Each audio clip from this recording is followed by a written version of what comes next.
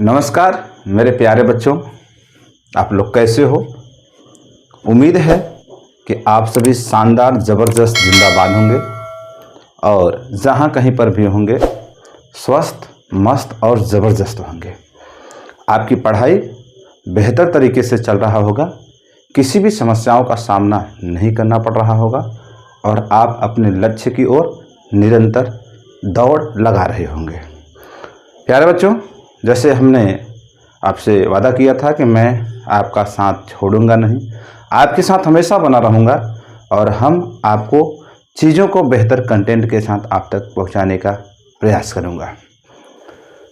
तो प्यारे बच्चों, ज़िंदगी मैंने कहा था एक सफ़र है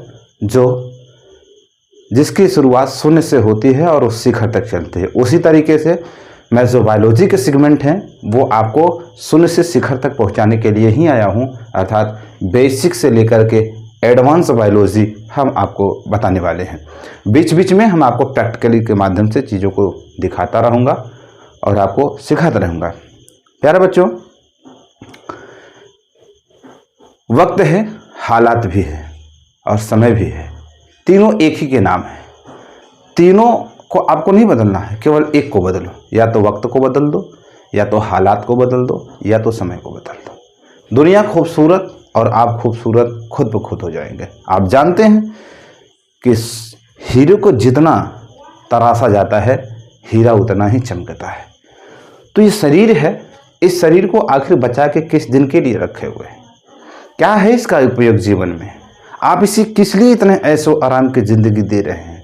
आप सोचिए, आप इस शरीर से कितना प्रेम कर रहे हैं। ये वही शरीर है जो कि मिट्टी से बनी और फिर अंततोगत्वा मिट्टी में मिल जाने वाली है। तो क्या आप अपने इस शरीर को आराम दे करके आप अपने जीवन के कर्तव्यों से हटना चाहते हैं, दूर भागना चाहते हैं? नहीं। तो फिर क्यों आप, जब आपके लिए ये जीवन, ये चांस, ये समय आपको पढ़ने के लिए आपके घर वाले दे रहे हैं, तो आप इसे क्यों बचा रहे हैं? क्या करेंगे इसको बचा करके? आप अपने कर्तव्यों से भागिए नहीं। आपको पढ़ने के लिए दिया गया है और पढ़ाई सबसे आसान चीज़ है। पढ़ाई दुनिया की सबसे आसान चीज़ है और आप इसे बेहतर कर सकते हैं। तो प्यारे बच्चों, इसी उम्मीद के साथ हम आपसे जुड़े हैं एक बार फिर। हमने कहा कि लेक्चर 1 क्लास में हमने क्लास 10th के न्यूट्रिशन को पोर्शन को, जो माइनर सिलेबस था, हमने उसका डिस्कशन किया था। इट मीन्स हम टॉपिक के अंदर सब टॉपिक का डिस्कशन पूरी तरीके से हम कर चुके थे। आज का जो मेरा टॉपिक होगा, मैं तो सोचा कि सीधे मैं टॉपिक पे आऊँ, लेकिन मुझे आज रियलाइज़ हुआ एक बात की कि मैं कुछ ऐसे छोटे छोटे जो कॉन्सेप्ट हैं जो आगे आपके चैप्टर्स में मिलने वाले हैं, मैं उसको भी डिस्कशन आप लोगों से कर लूँ।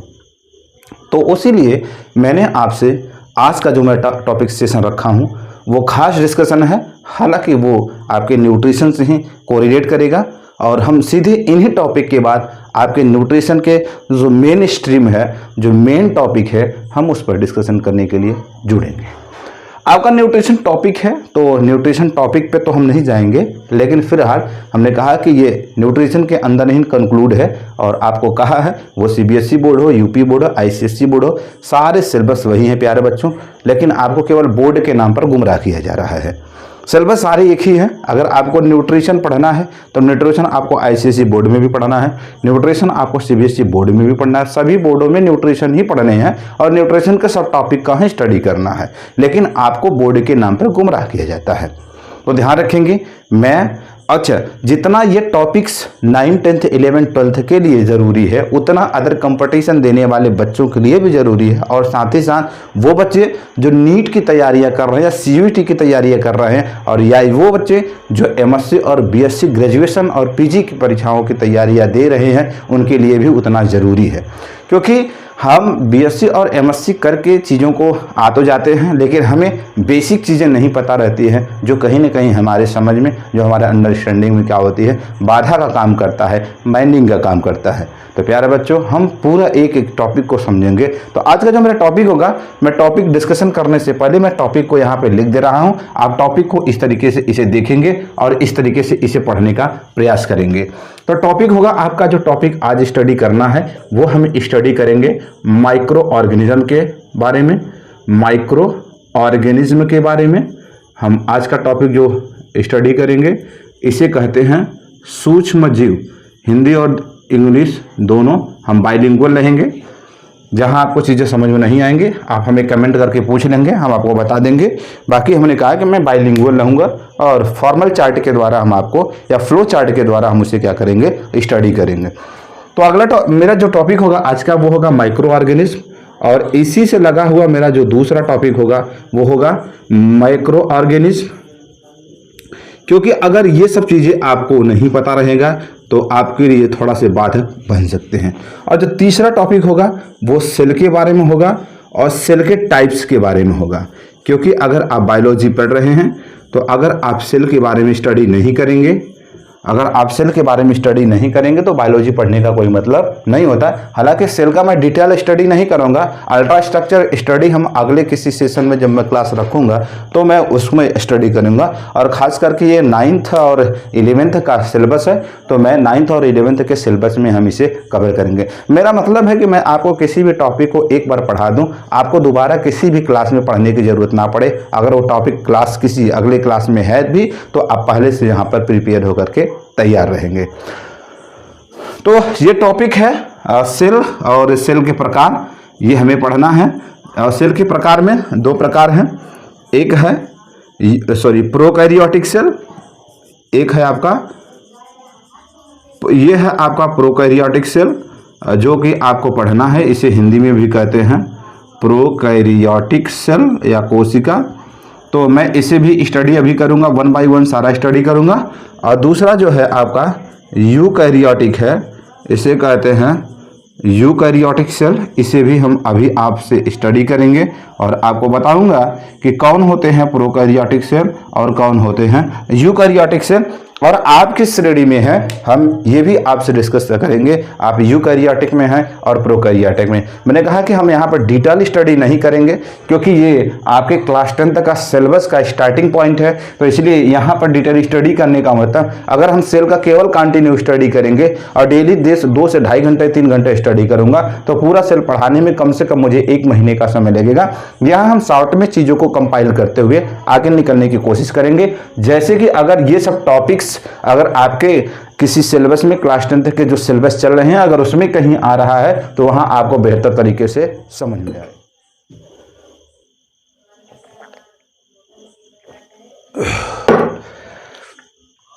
थोड़ा नीर लेने, नीर, हाँ नीर मतलब जल होता है। आइए प्यारे बच्चों टॉपिक पे चलते हैं और सीधा एक एक टॉपिक्स के हम स्टडी करते हैं और देखते हैं चीज़ों को। तो आइए पहला टॉपिक उठाते हैं हम माइक्रो ऑर्गेनिज्म के बारे में। और माइक्रो ऑर्गेनिज्म को क्या कैसे समझते हैं और किसे कहते हैं माइक्रो ऑर्गेनिज्म, क्या उसकी पहचान है। और उसको पहचान लेंगे तो जाहिर सी बात है सारे डाउट्स और सारी जो चीज़ें हैं वो आपके खुद ब खुद क्या हो जाएंगी, दूर हो जाएंगी। मैंने कहा कि अगर किसी टॉपिक को आपको समझना है तो सबसे पहले उन शब्दों पर जाए जो वो कह रहा है। शब्द कह रहा है कि माइक्रो ऑर्गेनिज्म, अब उसका जो हिंदी रूप है आप देखेंगे लिखा गया है सूक्ष्म जीव। तो सबसे पहली बात यहाँ ये भी समझने की जरूरत है कि हम सूक्ष्म कहते किसे हैं। हाँ ये भी बात तो है।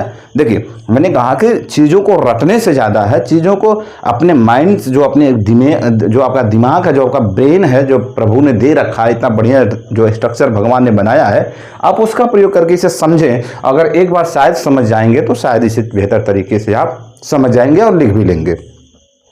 तो मैंने कहा कि लिखा गया है, टॉपिक का नाम है सूक्ष्म जीव और इसका हिंदी नाम भी क्या है, सूक्ष्म है। तो अगर हम यहाँ पे अंग्रेजी में जो इंग्लिश मीनिंग में दिया गया, अगर इस यहाँ से समझने का प्रयास करेंगे तो ये होता है माइक्रो, और माइक्रो का मतलब ही होता है क्या, स्मॉल। और स्मॉल का यहाँ जो स्मॉल का सेंस है वो है सूक्ष्म से। किसे है, सूक्ष्म से। और यहाँ पे ऑर्गेनिज्म है और जैसा कि आप देख रहे हैं ये है आपका ऑर्गेनिज्म, इसे कहते हैं जीव, सूक्ष्म जीव। अब सूक्ष्म जीव किसे कहेंगे, सूक्ष्म का मतलब होता है ऐसे जीव या जो हमको अपनी नेकेड आई से ना दिखाई पड़े। Naked eye, you can not see naked eyes. आप ऐसे जीव हो जिन्हें आप अपने नग्न आंखों से नहीं देख सकते हैं, but you can see with the help of microscope. आप इसे माइक्रोस्कोप की सहायता से देखें, उसे हम कहते हैं सूक्ष्म जीव।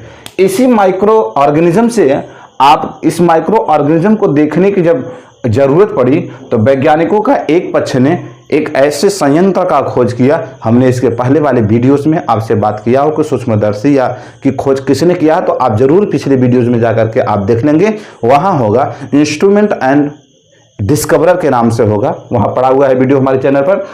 तो इस माइक्रो ऑर्गेनिज्म का स्टडी करने के लिए, इसे देखने के लिए वैज्ञानिकों का एक पक्ष ने एक ऐसे इंस्ट्रूमेंट का खोज किया जिसे नाम दिया गया था माइक्रोस्कोप।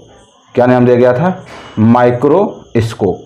अच्छा ध्यान रखेंगे, सबसे पहले जो प्रिमिटिव टाइप माइक्रोस्कोप था, तो आप बायोलॉजी में पढ़ेंगे जो प्रिमिटिव टाइप वो माइक्रोस्कोप था, उसे जो खोजा था उसे बनाया था रॉबर्ट हुक ने।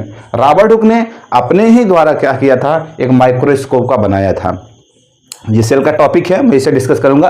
तो मैंने कहा कि माइक्रोस्कोप से क्या हुआ, माइक्रोस्कोप से ये जो माइक्रो ऑर्गेनिजम्स है, इसका क्या हमने स्ट्रक्चर का, इसके सेलुलर ऑर्गेनाइजेशन का, इसके अंदर होने वाले एक्टिविटी का, इसके हैबिट एंड हैबिटेट का, इसके जेनेटिक मटेरियल का इत्यादि का हमने क्या करना शुरू कर दिया, स्टडी करना शुरू कर दिया, इसके जानकारी इकट्ठा करना शुरू कर दिया। किसके सहायता से? माइक्रोस्कोप से।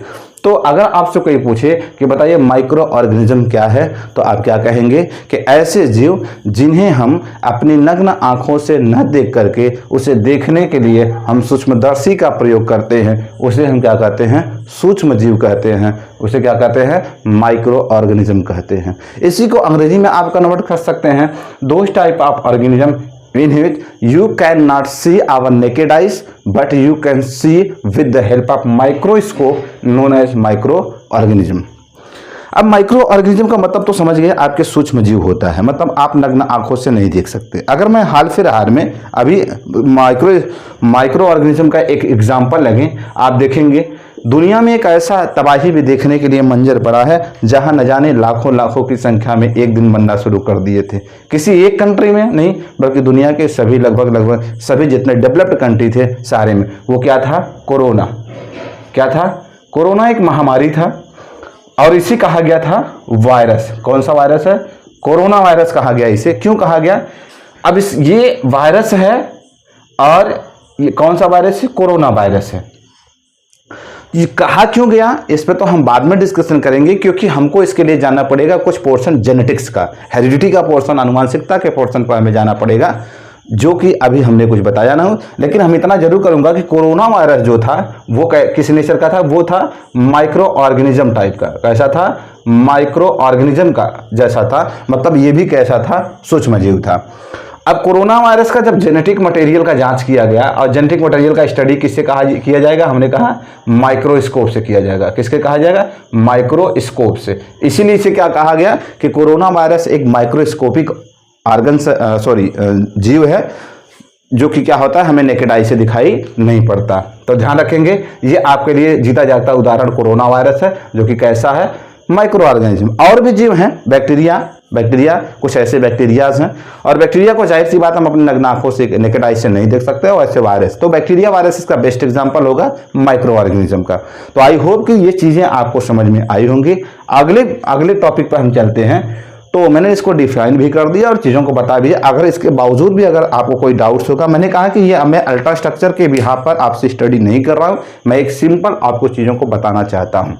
जब मैं इसका डिटेल स्टडी करूंगा माइक्रो ऑर्गेनिज्म का, तो आपका एक टॉपिक ही हो जाएगा, माइक्रोबायोलॉजी का पोर्शन है वो, तो मैं उस पर डिस्कशन करूंगा। हालांकि वो थोड़ा लेट होगा, आपके सिलेबस में नहीं है क्लास 10 से, तो तब पर भी हम उसका डिस्कशन करेंगे। तो शायद उम्मीद है कि इतनी चीज़ें आपको हमारी बातें समझ में आई होगी। तो आइए चलते हैं दूसरा टॉपिक जो है हमारा, यहीं पर हम समझते हैं दूसरा टॉपिक। और दूसरे टॉपिक को समझ करके हम दोनों के बीच डिफरेंस को क्रिएट करेंगे और डिफरेंस को जानने का प्रयास करेंगे। क्या है दोनों के बीच में डिफरेंस? तो जो अगला टॉपिक होगा इसका आपका होगा, वो होगा माइक्रो ऑर्गेनिज्म। इसे कहा जाता है माइक्रो ऑर्गेनिज्म। इसे सूक्ष्म जीव नहीं बल्कि थोड़ा बड़े जीव कह लेंगे तो ज्यादा सुटेबल लगा, और आपके जानकारी के लिए भी क्या होगा। अब यहां माइक्रो को देखेंगे, माइक्रो का मतलब होता है स्मॉल, और माइक्रो का मतलब होता है लार्ज, और ऑर्गेनिज्म का मतलब होता है जीव। एक बात तो इस हो गया, तय हो गया कि लार्ज है तो हम इसे अपने नेकेड आई से क्या कर सकते हैं? देख सकते हैं। नेकेड आई से क्या कर सकते हैं? देख सकते हैं। तो यहीं पर अगर हम डिफाइन करना चाहें, अगर इसे डिफिनेशन को लिखना चाहूं तो लिख सकता हूं कि those type of organism organism which can see our naked eyes known as microorganism। I hope कि आपको चीज़ों समझ में आ गई होंगी। यहाँ पर इसी तरह अगर हम इसको भी डिफाइन करना चाहें, क्योंकि आपकी इच्छा होगी कि इसका हम डिफिनेशन भी लिख दें, तो हम इसे भी लिख सकते हैं कि those type of organism in which you cannot see our naked eyes known as micro organism. अगर एग्जाम्पल बात किया जाए तो बैक्टीरिया और वायरस इसका बेस्ट क्या है, एग्जाम्पल है। हिंदी में इसे कहेंगे कि ऐसे जीव जो हमारे नग्न आंखों से दिखाई नहीं पड़ते, जिन्हें देखने के लिए सूक्ष्मदर्शी की आवश्यकता पड़ती है, उसे हम क्या कहते हैं, माइक्रो ऑर्गेनिज्म कहते हैं, सूक्ष्म जीव कहते हैं। और इसे कहेंगे कि ऐसे जीव जिसे हम अपने नग्न आंखों से देख सकते हैं, उसे हम क्या कहते हैं, माइक्रो ऑर्गेनिज्म कहते हैं। इसमें जितने भी लार्ज मेंबर आएंगे, जितने लार्ज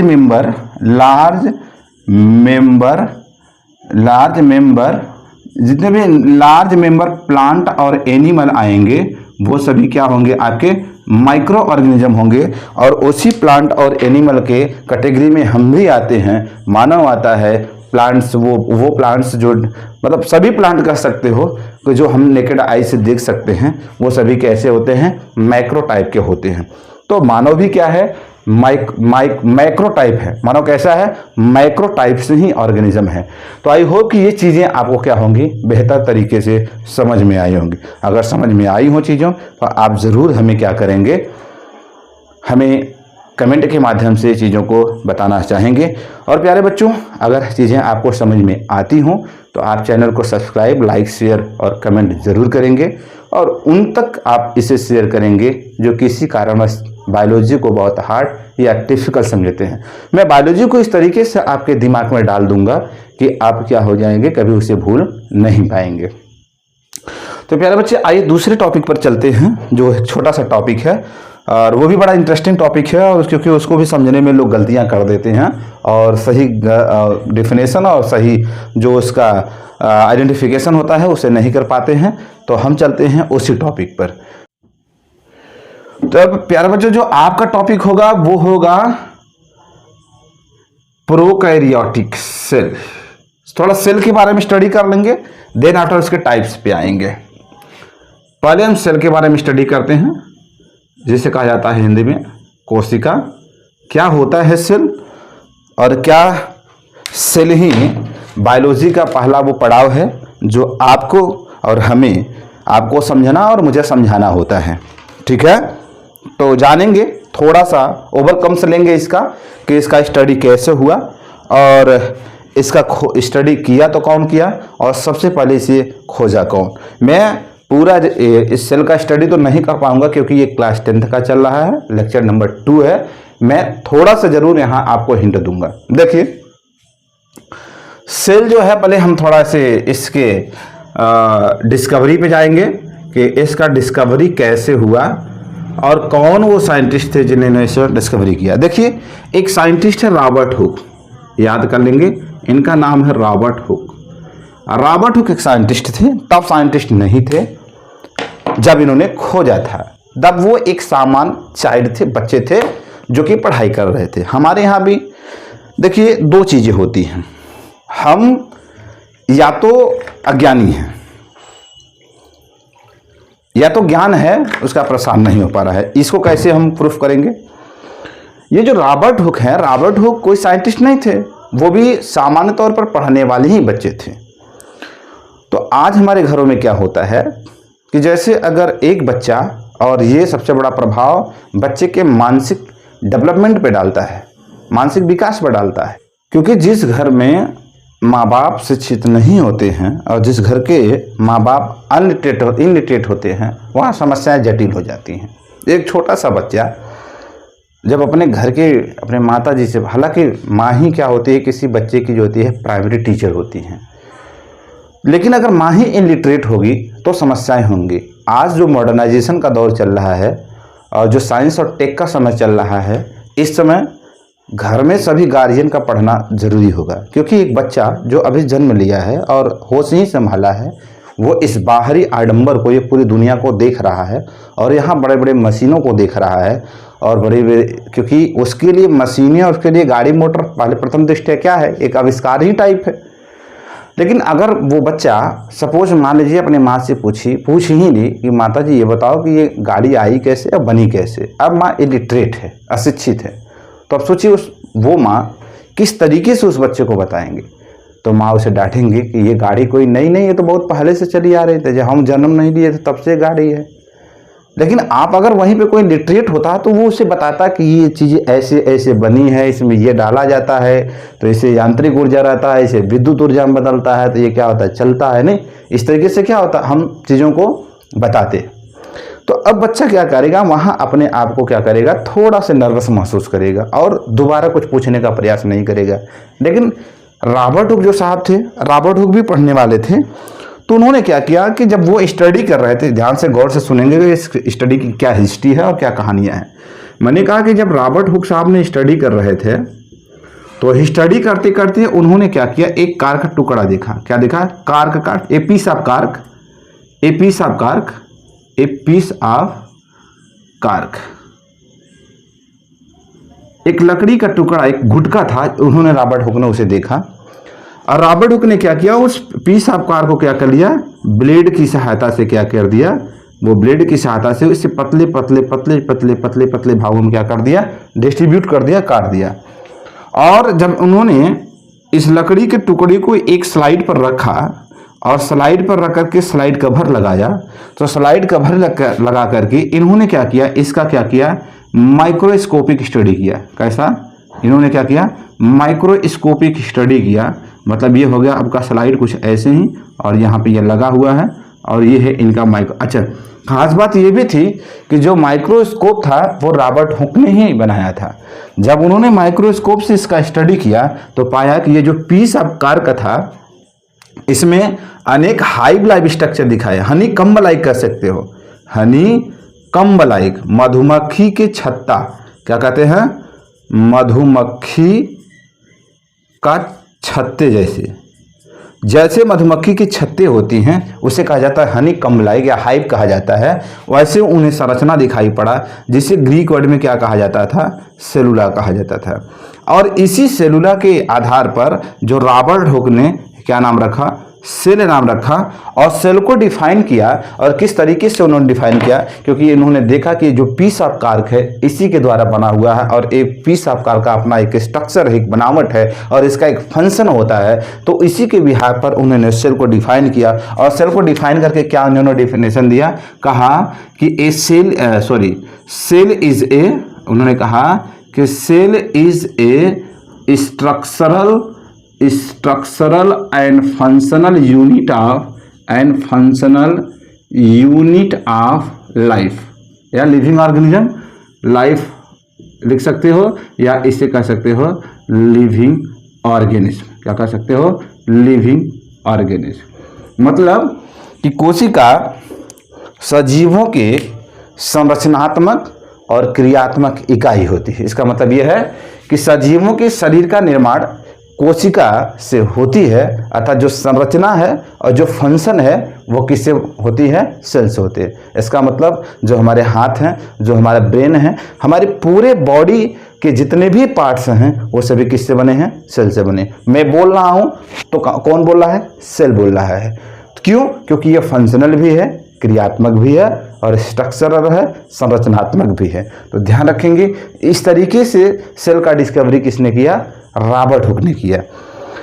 लेकिन अब बात आई कि रॉबर्ट हुक ने जब उन्होंने कहा तो स्टडी करने के बाद ये निकल कर आया कि समझा गया कि आखिर जीव क्या होंगे। तो यहीं पर जो है हम जीवों को दो भागों में बांट कर देखेंगे। सबसे पहले हम आते हैं पहले प्रोकैरियोटिक को समझ लेते हैं और फिर यूकैरियोटिक को समझते हैं। दोनों को समझने के बाद हम ऑर्गेनिज के बारे में डिस्कस करेंगे। ऑर्गेनिज के बारे में हम क्या डिस्कस करेंगे?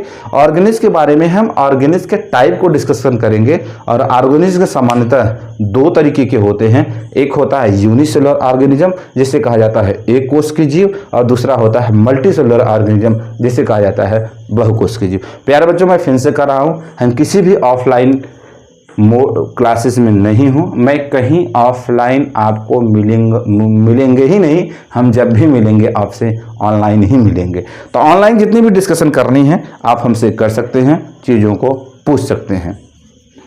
तो आइए, ये तो था छोटा सा एक कहानी था सेल की डिस्कवरी की। हालांकि अभी हमने इसमें बहुत कुछ चीज़ें छोड़ दी क्योंकि हमारे पास समय का अभाव है। तो आइए हम समझते हैं प्रोकैरियोटिक और यूकैरियोटिक को थोड़ा सा समझ लेते हैं और थोड़ा सा डिस्कस कर लेते हैं, और तब आगे चलेंगे ऑर्गेनिज्म के टाइप्स पर, वहाँ हम डिस्कशन करेंगे। तो अब हम सबसे पहला लेते हैं प्रोकैरियोटिक सेल।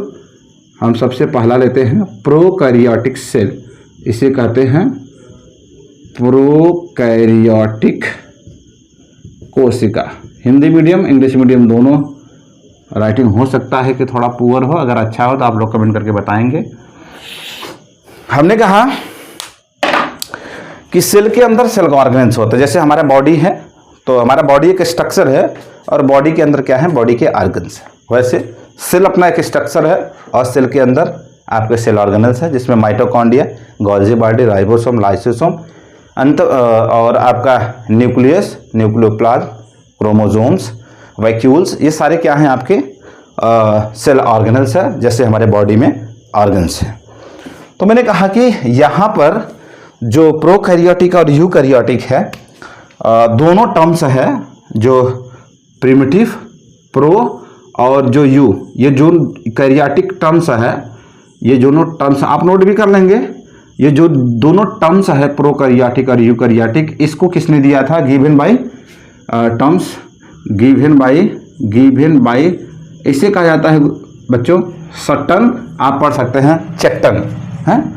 देखिए इसका शुद्ध जो है प्रोनाउंसिएशन है वो सट्टन, लेकिन हम इसे पढ़ते हैं चट्टन।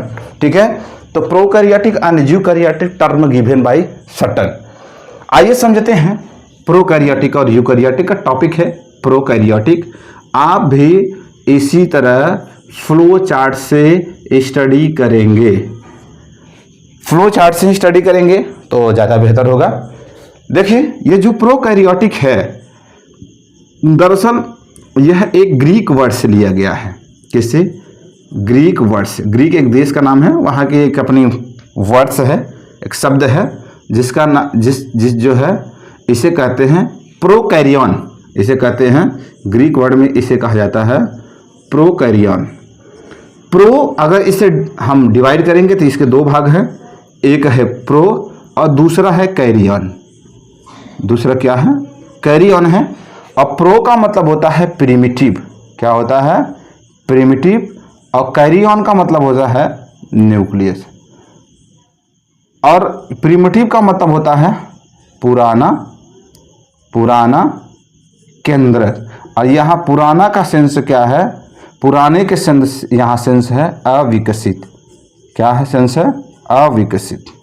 एक बात तो समझ में आ गया आपको कि prokaryotic terms taken by a Greek word prokaryon which means primitive nucleus. Pro means primitive, karyon means nucleus, which means primitive nucleus, मतलब पुराना अविकसित केंद्रक। अब इसे डिफाइन करने की बात है। अविकसित केंद्रक का मतलब होता है, थोड़ा सा समझ लेते हैं। अगर सपोज मान लेते हैं एक छोटा सा, मैं वो फिगर तो नहीं बनाऊंगा, लेकिन आपको बताने के लिए मैं यहाँ थोड़ा सा सहारा सेल का लूंगा और आपको बताऊंगा। ये है आपका छोटा सा सेल। इसके बीच में जो सेल का कंट्रोल, जैसे हमारे बॉडी का अगर आपसे प्रश्न आए कि ह्यूमन बॉडी का या किसी भी ऑर्गेनिज्म का कंट्रोलर बॉडी कौन सा होता है या कंट्रोलर ऑर्गन्स कौन सा होता है, तो आप बताएंगे कमेंट करके हमें कि जो मनुष्य होता है, मनुष्य का जो कंट्रोलर ऑर्गन होता है उसके बॉडी में, शरीर में, वो कौन सा होता है एग्जैक्ट आप इसे बताएंगे, तब हम मानेंगे कि आप हमसे पढ़ रहे हैं। आपको नहीं आएगा तो हम बता देंगे। तो मैंने कहा कि ये है आपका सेल और सेल का है ये सेंटर। यही है इसका न्यूक्लियस।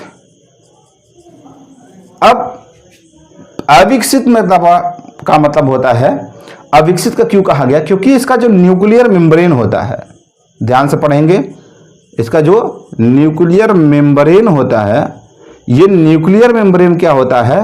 वेल डिफाइन नहीं होता है, वेल डिफाइन नहीं होता है, पूरी तरह से कंप्लीट नहीं बना होता है। और साथ ही साथ और क्या होता है, इसमें जो क्रोमोसोम्स होते हैं, क्योंकि आपको पता है कि इस न्यूक्लियस के अंदर एक थ्रेड लाइक स्ट्रक्चर होता है जिसे क्रोमैटिन नेटवर्क कहा जाता है। इसी क्रोमैटिन नेटवर्क से क्या होता है, आपके जो गुणसूत्र होते हैं, क्रोमोसोम्स होते हैं, वो बनते हैं। तो मैंने कहा जो क्रोमोसोम्स होता है, ये जो बनता है, इसमें जो क्रोमोसोम्स हैं, वो क्रोमोसोम्स जो होते हैं वो भी क्या होते हैं, उसमें आप जानते हैं कि वो डीएनए और हिस्टोन प्रोटीन का बना होता है, उसमें किसी भी प्रकार का प्रोटीन क्या होता है, वो अनुपस्थित होता है। तो इसका न्यूक्लियर मेम्ब्रेन वेल डिफाइंड नहीं होता है, और साथ ही साथ क्या होता है, इसमें जो इसके क्रोमोसोम्स में जो प्रोटीन्स होते हैं, वो प्रोटीन से भी क्या होते हैं, एब्सेंट होते हैं। इसलिए हम इसे क्या कहते हैं, प्रिमिटिव टाइप्स क्या कहते हैं, सेल्स कहते हैं। तो इस तरीके से फ्लो चार्ट से भी आप भी लिखेंगे, क्योंकि चीज़ें फ्लो चार्ट से ही चलेंगे तो ज़्यादा बेहतर रहेगा। अब हम इसे कह सकते हैं कि those type of cells in which his nucleus is primitive in nature known as prokaryotic cell. ठीक है, मतलब ऐसा कोशिका जिसका केंद्रक कैसा हो, अविकसित हो, उसे हम क्या कहेंगे, प्रोकैरियोटिक कोशिका कहेंगे। अगर एग्जाम्पल बात करें तो एग्जाम्पल जो आपके बैक्टीरिया हैं, जो आपके बैक्टीरिया हैं, जो आपके वायरस है, जो आपके ब्लू ग्रीन एल्गी हैं, जो एल्गी है, ब्लू ग्रीन एल्गी है, ETC, ये सब कैसे नेचर के हैं, प्रोकैरियोटिक इन नेचर के हैं। तो ध्यान रखेंगे, ये आपके एग्जाम्पल हैं, बैक्टीरिया, वायरस और ब्लू ग्रीन एल्गी। कुछ ब्लू ग्रीन एल्गी कैसे होते हैं, जो कि प्रोकैरियोटिक इन नेचर के होते हैं। इट मीन्स इसमें जो न्यूक्लियस होता है वो वेल डिफाइन नहीं होता है। तो आई होप कि ये चीज़ें आपको समझ में आई होंगी। अगर थोड़ी सी भी प्रॉब्लम होगी तो आप हमसे कमेंट करके अपने डाउट्स को पूछ सकते हो। हम रविवार के सेशन में आपसे हम डाउट सेशन ही रखेंगे, और उसमें हम लाइव आकर के आपके समस्याओं को सुनेंगे। तो आप तैयार रहेंगे, हम पूरी तरह से आपके साथ तैयार हैं। तो आई होप कि आपको प्रोकैरियोटिक सेल समझ में आ गया होगा। तो दूसरा जो यहीं पे हम समझते हैं, यूकैरियोटिक को भी समझते चलते हैं। ध्यान रखेंगे, टर्म्स प्रोकैरियोटिक और यूकैरियोटिक गिवन बाय सट्टन या चट्टन। तो ध्यान रखेंगे, ये आपके लिए है। जो आपका दूसरा टॉपिक है, और ये भी मोस्ट इंपॉर्टेंट टॉपिक है, और फिर हम वहाँ पर डिस्टिंग्विश करना बताऊंगा, डिफरेंशिएशन बताऊंगा कि आप किस में हैं, आप प्रोकैरियोटिक में हैं या यूकैरियोटिक में हैं, ये भी हम आपको क्या करेंगे, बताएंगे। तो ये है आपका अगला टॉपिक, जिसे कहा जाता है यूकैरियोटिक सेल। इसे कहते हैं यूकैरियोटिक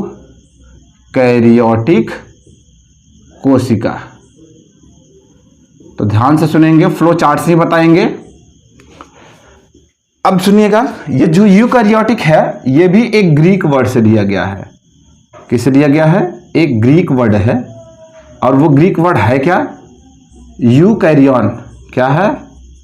यूकैरियन। यूकैरियंस में दो शब्द हैं, एक शब्द है यू और दूसरा शब्द क्या है? कैरियन। यू का मतलब होता है न्यू, और कैरियन का मतलब होता है न्यूक्लियस। न्यू का मतलब होता है प्यारे बच्चों नया, और न्यूक्लियस का मतलब होता है केंद्रक। और नया का सेंस यहाँ पे क्या है? विकसित से है, पूर्ण रूप से क्या हो? विकसित हो, केंद्रक। तो शायद अब ये चीजें आपको समझ में आ गई होंगी कि हम आखिर में कहना क्या चाहते हैं। पसीना बहुत हो रहा है, थोड़ा पानी। बड़ी मेहनत हो जाती है दोस्तों, बहुत मेहनत होता है। थोड़ा आप लोग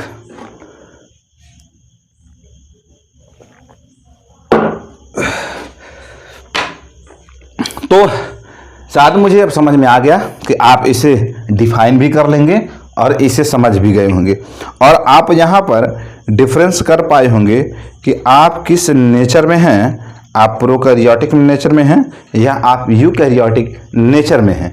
तो अगर आप समझ गए होंगे तो आप बताएंगे, नहीं तो हम बताने तो चल ही रहे हैं। तो मैंने कहा कि यूकैरियोटिक के सेंस का मतलब होता है कि जिसका केंद्रक अर्थात केंद्रक, अभी हमने आपसे क्या बताया, केंद्रक का मतलब होता है कि जो सेंटर बॉडी होता है, जो सेल का सेंटर बॉडी होता है, सेंट्रल ऑर्गन होता है, और जो पूरे सेल को क्या करता है, कंट्रोल करने का काम करता है, उसे हम क्या कहते हैं, न्यूक्लियस कहते हैं, केंद्रक कहते हैं। तो मैंने कहा कि यहाँ पर जो केंद्रक है, केंद्रक के विकसित होने का, डेवलप्ड होने का क्या सेंस है कि उसका जो न्यूक्लियर मेम्ब्रेन है, क्या है, उसका जो न्यूक्लियर मेम्ब्रेन है वो कैसा हो, वेल डिफाइन हो, मतलब पूरी तरीके से स्पष्ट क्या हो, दिखता हो कि उसका न्यूक्लियस मेम्ब्रेन है कैसा, जैसा होना चाहिए वैसा है या नहीं है। और साथ ही साथ उसमें जो आपके न्यूक्लियर मटेरियल कह सकते हो उसे, जो आपके न्यूक्लियर मटेरियल है वो भी कैसे होना चाहिए, वो भी कैसे होना चाहिए, वेल डिफाइन होना चाहिए। और क्या होना चाहिए, जो न्यूक्लियर का फंक्शन है, ये जो वास्तव में जो एक न्यूक्लियस का फंक्शन होता है वो फंक्शन भी क्या होना चाहिए, क्लियर होना चाहिए, वेल डिफाइंड होना चाहिए। अगर ऐसा जो, अगर जिसमें भी, जिस सेल में ऐसा चीज़ें दिख जाएंगी या जो ऐसे कंडीशंस जिस सेल्स में प्रेजेंट रहेंगे उसे हम क्या कहेंगे, यूकैरियोटिक के कैटेगरी में रखेंगे। तो आई होप आप बता सकते हैं कि अगर हम आपको ऑप्शन दें कि क्या बताइए,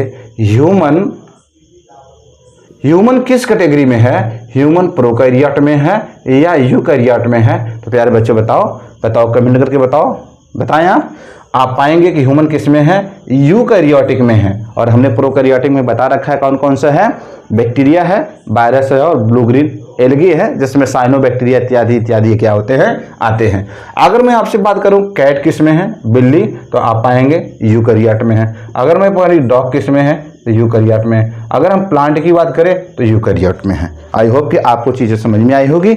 आप इसे डिफाइन भी करना चाहेंगे, फ्लो चार्ट से तो आपको समझ में आ रहा होगा, लेकिन अगर हम डिफाइन करना चाहें तो लिख सकते हैं कि those type of cell in which his nucleus is well defined in the sense nuclear membrane is well defined, nuclear material is well defined and nuclear function is well defined, known as eukaryotic cell। I hope कि आपको चीज़ें समझ में आती होंगी। प्यारे बच्चों, मैं बहुत ही मेहनत करूंगा आपके साथ, आप जुड़े रहेंगे हमारे साथ, आप अपना प्यार दुलार देते रहें और लोगों तक, उन बच्चों तक शेयर करें जो बायोलॉजी को एक कह सकते हो कि डिफ़िकल्ट सब्जेक्ट के रूप में देखते हैं, जो पढ़ने से क्या होते हैं, कतराते हैं। कभी कभी ये बच्चे भी हमको बताते हैं कि सर जो बायोलॉजी की टर्मिनोलॉजी हैं वो थोड़ी सी मुझे समझ में नहीं आती। तो मैं आपको बताऊंगा, इसी तरीके से हम टॉपिक में ही समझा देंगे कि इसके अंतर्गत क्या चीज़ें आपको पढ़नी है, वो सारी चीज़ें हम क्या करेंगे, आपको बता देंगे।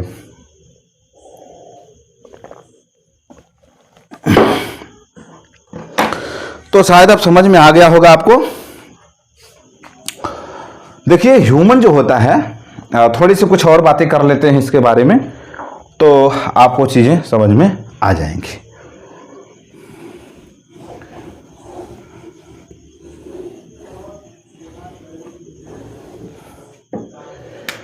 देखिए प्यार बच्चे, एक तरफ है प्रोकैरियोट,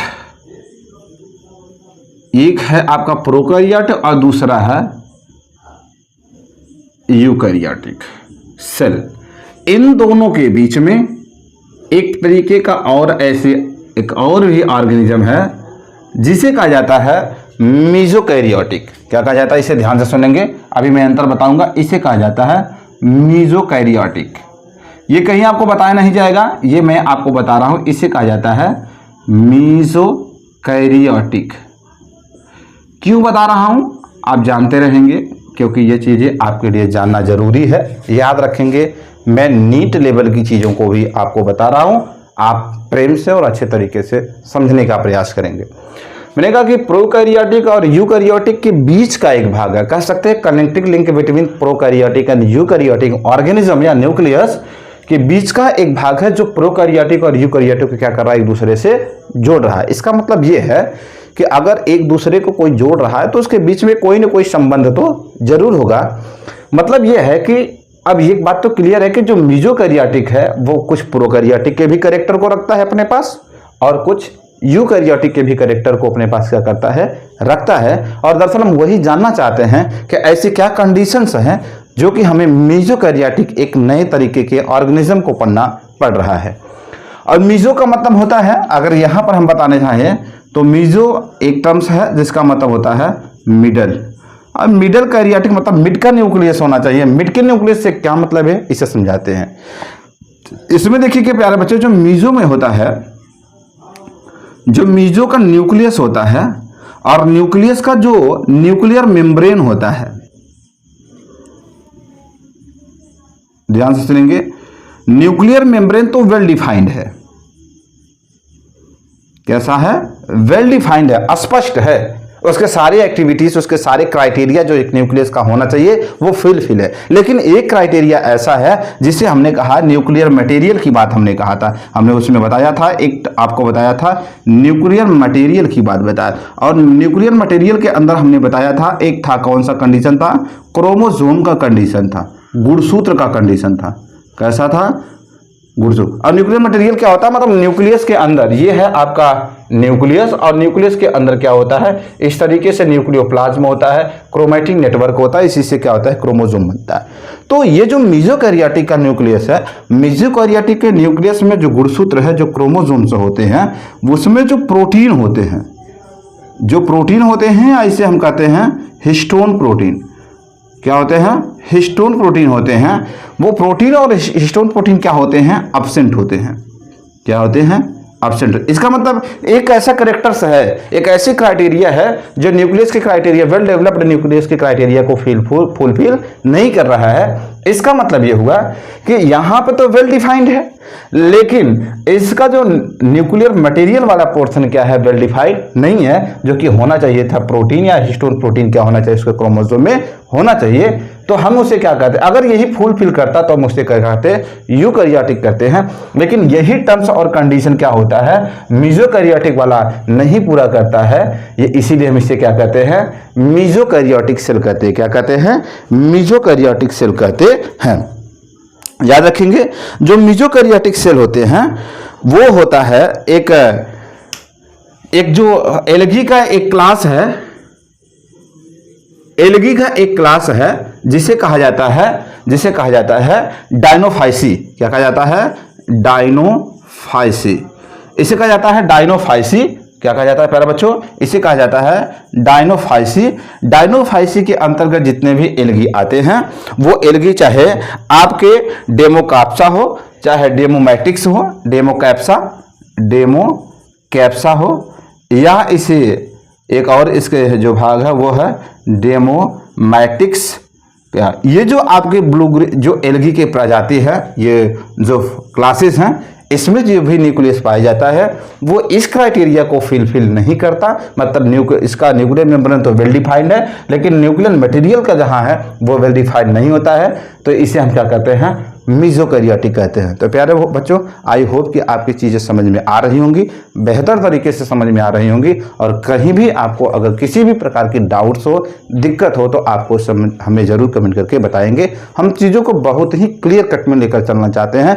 हम चीज़ों को कॉम्प्लिकेट नहीं करना चाहते, क्योंकि कॉम्प्लिकेट करेंगे तो आपकी समस्याएं और जटिल होती चली जाएंगी। यहाँ हम आपको पढ़ाने नहीं, रटाने नहीं, बल्कि चीज़ों को समझाने आए हैं। तो हम चाहते हैं कि अगर एक बार चीज़ों को आपको सिखा दिया जाए, इस तरीके से फ्लो चार्ट से चीज़ों को सिखा दिया जाए, तो शायद ये चीज़ें आपको समझ में आ जाएंगी। अगर ये चीज़ें आपको थोड़े स्पीड बोलने में लग रहा है, तो आप अपने यूट्यूब पर उसके रेट को कम करके आप आराम से उसे सुन करके और लिख सकते हैं। तो ये हमारा आज का जो मेजर पोर्शन था वो टॉपिक्स तो कंप्लीट हुआ, लेकिन हमने आपसे वादा किया था हम थोड़े से ऑर्गेनिज्म के बारे में भी डिस्कस करेंगे, कि ऑर्गेनिज्म को भी जानने का प्रयास करेंगे कि जीव क्या होते हैं। और जीव के मैंने जीव को तो बता चुका हूं क्या होता है, लेकिन जीव के टाइप्स में थोड़ी सी चीज़ें आपको बताऊंगा। हालांकि इसका क्लासिफिकेशन, जब हम क्लासिफिकेशन आप प्लांट और एनिमल पढ़ेंगे तो वहाँ चीज़ें क्लियर हो जाएंगी, लेकिन उससे पहले हम ये चाहते हैं कि आपको चीज़ें समझ में आ जाए, क्योंकि आपके न्यूट्रिशन में एक टॉपिक है न्यूट्रिशन इन अमीबा, तो वहाँ थोड़ी सी आपको चीज़ों को जानना जरूरी है। मैंने कहा कि ये है आपके ऑर्गेनिज्म, और ऑर्गेनिज्म में हमने कहा कि ऑर्गेनिज्म दो टाइप्स के होते हैं। एक होता है यूनिसेलुलर और एक होता है मल्टी सेलुलर। इसे कहते हैं हिंदी में, इसे कहते हैं एक कोशिकीय, और इसे कहते हैं बहुकोशिकी। अब एक बात तो समझ में आ गया, अगर मैं नाम को देख लूं तो शायद इसकी डिफिनेशन और इसकी आइडेंटिफिकेशन हम बड़े आराम से और बहुत आसानी से समझ सकते हैं। इसको नाम को समझना क्या होगा, जरूरी होगा आपके लिए। तो मैंने कहा कि यहाँ देखिएगा, और आप अभी जब हम पढ़ा देंगे तो आप बता देंगे, तो आप ये सोचकर बताएंगे कि हम किस कैटेगरी में आते हैं। देखिए, साइंस का जो भी पोर्शन होगा, जो भी चीज़ें होंगी, आपके उस टॉपिक के सेंटर में आप होंगे, क्योंकि जो भी टॉपिक्स लिखा गया है, और वो चाहे साइंस का जो भी पोर्शन हो, चाहे वो फिजिक्स हो, चाहे वो केमिस्ट्री हो, चाहे वो बायोलॉजी हो, सबके सेंटर पॉइंट में ह्यूमन ही होता है। ह्यूमन के आसपास की चीज़ों को पढ़ना पड़ता है। तो मैंने कहा कि यूनिसेलुलर, अगर यूनिसेलुलर की बात किया जाए तो इसमें दो टर्म है, एक है यूनि और दूसरा टर्म है सेलुलर। और यूनि का मतलब होता है सिंगल, कहता होता है सिंगल, और सेलुलर का मतलब होता है सेल। एक बात तो तय है कि ऐसे ऑर्गेनिज्म जिनके शरीर का निर्माण सिंगल सेल से हुआ हो, organism in which his body formation या his body made up of single cell known as unicellular organism. ऐसे जीव जिनके शरीर का निर्माण एक कोशिका से हुआ हो, उसे क्या कहेंगे, क्या कहेंगे, एक कोश की कहेंगे, यूनिसेलुलर कहेंगे। तो आप जब इसके एग्जाम्पल को पढ़े होंगे तो आप एक चीज पढ़े होंगे, क्लासिफिकेशन ऑफ एनिमल किंगडम में पढ़े होंगे, एक फाइलम पढ़ा होगा आप, प्रोटोजोआ। क्या पढ़ा होगा, प्रोटोजोआ। इसका नाम भी हिंदी में क्या है, प्रोटोजोआ। सिंगल का मतलब मैंने क्या बताया, एक है भैया, हिंदी वाले एक है, और ये है आपका कोशिका, एक कोशिका से। मैंने कहा जो संघ प्रोटोजोआ है, और संघ प्रोटोजोआ में क्या क्या आते हैं, अमीबा आता है, पैरामीशियम आता है, पैरामीशियम आता है, और युगलिना आता है। ये सब जो हैं आपके, वो कैसे नेचर के हैं, यूनिसेलुलर इन नेचर के हैं। इसका मतलब ये हुआ कि जितने भी प्रोटोजोअन्स होते हैं, जितना भी प्रोटोजोआ के जीवधारी हैं, उनके शरीर का निर्माण कितने सेल से हुआ होता है, सिंगल सेल से हुआ होता है। तो यहीं पर मल्टी सेलुलर को भी समझ लेते हैं। मल्टी का मतलब होता है, मल्टी का मतलब होता है मेनी, और यहां पर एक टर्म है आपका सेलुलर, और इसका हमने बताया था, इसका मतलब क्या होता है, सेल। मल्टी मतलब मेनी, और मेनी का मतलब होता है बहुत, कह सकते हो आप, अनेक, अनेक, और सेल मतलब कोशिका। इसका मतलब यह हुआ कि organism in which his body formation is many type of cell, not one type of the cell. One type of cell is known as unicellular organism.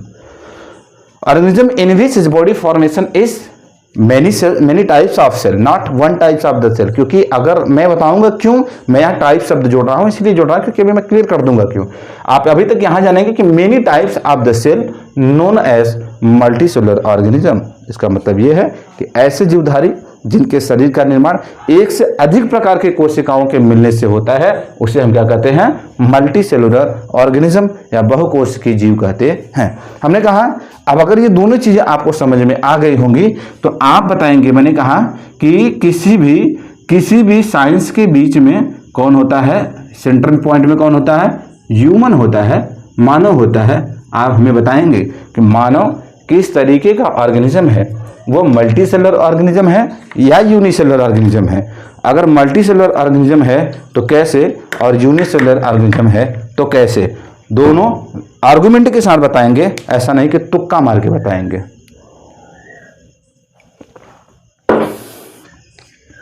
तो प्यारे बच्चों, आप पाएंगे कि जो ह्यूमन होता है वो कैसा होता है, मल्टी सेलुलर होता है। अब बताएंगे क्यों।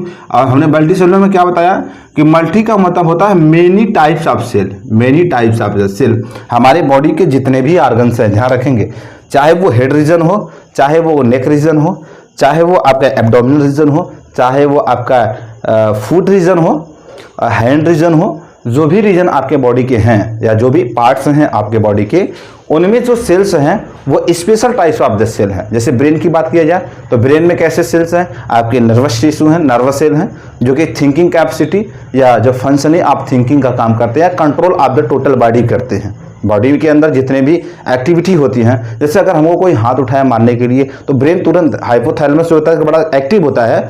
अगर कभी कभी क्या होता है कि हाइपोथैलेमस जब एक्टिव नहीं होता है या किसी दूसरे काम में बिजी रहता है, अदर फंक्शन में कहीं वो काम करता रहता है, तो हमको क्या होता है, कोई हाथ उठाया मार दिया तब हमको पता चला लगने के बाद। लेकिन अगर कोई हाथ उठाता है तो अगर हाइपोथैलेमस एक्टिव है तो तुरंत कहता है अरे हट जाओ यार कोई मार रहा है ना। तो पूरे बॉडी को कंट्रोल करने वाला कौन सा है, हाइपोथैलेमस है। तो ध्यान रखेंगे। तो मैंने कहा कि हाइपोथैलेमस मतलब ये जो आपका हेड रीजन है इसमें special type of the cell है, आपके हार्ट रीजन में special type of the contractile tissue वहां पे है, मांसपेशियों में कंट्रक्टाइल टिश्यू मतलब स्टेटेड मसल से टिश्यू हैं। तो अलग अलग बॉडी के ऑर्गन्स में अलग अलग टाइप्स ऑफ द टिश्यूज हैं। जब हम टिश्यूज के चैप्टर्स को डिस्कस करेंगे तो वहाँ हम बताएंगे कि हाथ मतलब सारी चीज़ें बताएंगे, हर पार्ट में बताएंगे आपको किस तरीके से और कहाँ पर कौन से टिश्यूज पाए जाते हैं, वहाँ पर डिस्कशन करेंगे। आई होप कि ये चीज़ें आपको समझ में आई होंगी, बेहतर तरीके से समझ में आई होंगी। प्यारे दोस्तों, बच्चों, हमारा उद्देश्य है हर घर शिक्षा पहुंचना चाहिए। आपके पास बायोलॉजी की एक बेहतर कंटेंट और पूरी अंडरस्टैंडिंग के साथ चीज़ें आपके पास पहुंचनी चाहिए, जिससे कि आप बायोलॉजी को एक डिफिकल्ट सब्जेक्ट नहीं बल्कि आप इसे एक इजी सब्जेक्ट की कैटेगरी में लाएं। हमने कहा कि हम टॉपिक से ही क्लियर कर देंगे कि इस टॉपिक के अंदर आखिर है क्या और कहना क्या चाहता है टॉपिक। तो इस बात को ध्यान रखेंगे। प्यारे बच्चों, अगर आप थोड़ा सा भी मदद कर सकते हैं तो आप इस चैनल को अधिक से अधिक लोगों तक शेयर करें, जिससे कि इसका अधिक से अधिक तक लोग फ़ायदा उठा सके। अगर जो भी कमियां हमको दिख रही हैं, वैसे तो हम अपना 100% देने का कोशिश कर रहा हूं, अगर बावजूद भी कोई कमियां अगर महसूस होती हैं तो आप हमें ज़रूर बताएंगे। बीच बीच में हम आपको चीज़ों को कुछ नए कंटेंट और कुछ डिस्कवरी के भी बारे में बताएंगे जो बायोलॉजी से रिलेटेड है। हम किसी दिन कोरोना के विशेष चर्चा पर एक प्रोग्राम रखेंगे और कोरोना वायरस के बारे में हम पूरे डिटेल में स्टडी करेंगे। आखिर तो उसे कोरोना वायरस क्या कहा गया, आखिर क्या उसकी खासियत थी और इसका जो प्रसार है, जो इसका डिस्ट्रीब्यूशन है, ये इतना तेज़ी के साथ क्यों हुआ, तो क्या उसकी दिक्कतें थी, क्या परेशानियां थी, कैसे आइडेंटिफिकेशन हुआ, हम सारी चीज़ें इसे कभी कभी डिस्कस करेंगे। हालांकि अभी हम चाहते हैं कि सिलेबस रनिंग पे हो, खास करके क्लास 10th और क्लास 12 के। याद रखेंगे क्लास 10th और क्लास 12 के जो एग्ज़ाम हैं, बोर्ड एग्ज़ाम कंटिन्यू चलते रहेंगे। ये अफवाह है कि जो आपकी न्यू एजुकेशन पॉलिसी है, NEP जो आपकी पॉलिसी है, उस पॉलिसी में 10th और 12th का एग्ज़ाम नहीं है। मैं आपको बता दूं 10th और 12th का एग्ज़ाम होगा। 11th और 12th की जो बोर्ड होती थी वो बोर्ड नहीं होगी। तो आई होप आपका तैयारी भी कंटिन्यू चलता रहेगा। आप देखिए किसी एकेडमिक या आप क्लास 10th और क्लास 12th टॉप करने की पढ़ाई नहीं करिए, आप ये पढ़ाई करिए कि हमको सिलेक्शन लेना है, हमको नीट में सिलेक्शन लेना है, हमको CUT में सिलेक्शन लेना है, हमें ओलंपियाड में जाना है, गेट में जाना है, नेट में जाना है और स्लेट में जाना है। इस तरीके की आप अपनी अप्रोच को रखें। बाकी चीज़ों को हम सहजता के साथ और पूरी समझ के साथ आपके पास पहुंचाता रहूँगा। तब तक के लिए जय हिंद, जय भारत।